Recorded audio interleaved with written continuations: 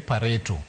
Iluongo ni Pareto analysis. Pareto analysis. Koro Pareto analysis ni Pareto analysis ni emomiyo awacho ni go budget ka higa ni chakore. Ka higa osechakore ting'eyo ni ABCD e gik matimo kata gik ma spend kata mage projects madwa timo higa ni. To an gi nweng'o na to rom nade. Koro pogi maromo atamalo 100. Ma iketo kama, ma iketo kama, ma iketo kama. Atamalo no kisego kwandi no te bas mano Pareto analysis. Koro onge lokruok. Ka gimoro lokore to lokore matin ma ok kelni adhara adverse effects e budget ni kata e kit ngimani.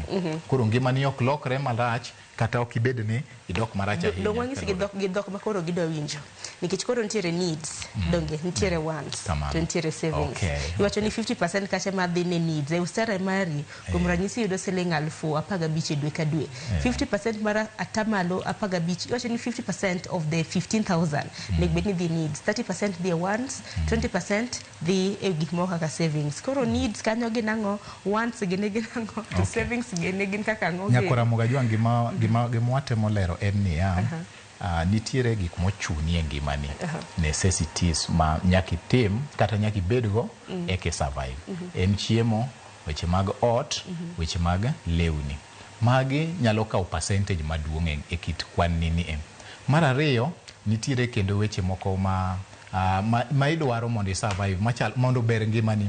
Weche machalo kaka weche mag somo, weche mag tiji kata mag development. Inyalo miyo percentage mar ariyo. To nitiere gik moko ma kata oketimo to pod inyalo survive.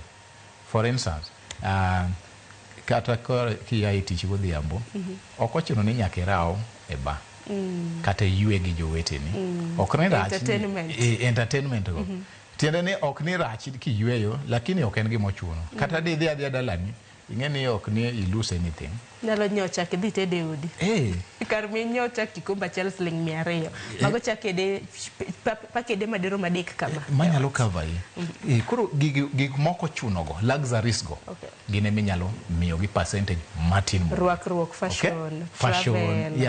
Yeah, but lewni is a basic need.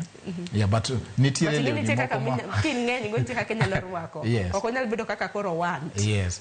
Yeah, nitiere moko ma you don't need. Yeah. Koro mago eminyalo chiwo percentage matin. Kati duok bas nego ka pesa moro ne nyiewe siling 1,000 many minyalo nyiewo mtumba kata mana siling 500 tekni wakeke. Exactly. Yeah. Koro again kendo kuma kata kum budget nini bende pod inyalo bedo mariek. Inyalo bedo mariek tiende ni samane mowinjo bed ni ng'iewe gik moko. Inyalo pimo sama kata kidhi e supermarket kata seche midwa ng'iepo. To tem ng'e ni to promotion ni kanye. Ang'o mabedo promoted e gigi. Sama gima bedo promoted no, that bundle of good should be your target.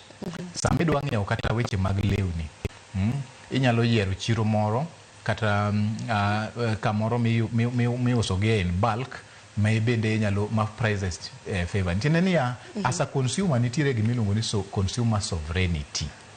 E open market kaka Kenya wanka, moko chuni ni nyaka ing'iep ka. Okay, except for monopolies machalo kaka maybe Safaricom, Airtime and all this, to gi electricity. To moko ge nitiere kuonde ma ine gi choice, minyalo exercise choice nino. Koro yier market ma favor yi gi prices, kaiso yier bundle of goods ma is necessary. Okay, kaiso sami sedhi no, in gi right mar mino bei kakidwaro. To bende wi mano bende Eric, mana kaka niwacho kamano nikech dukni madongo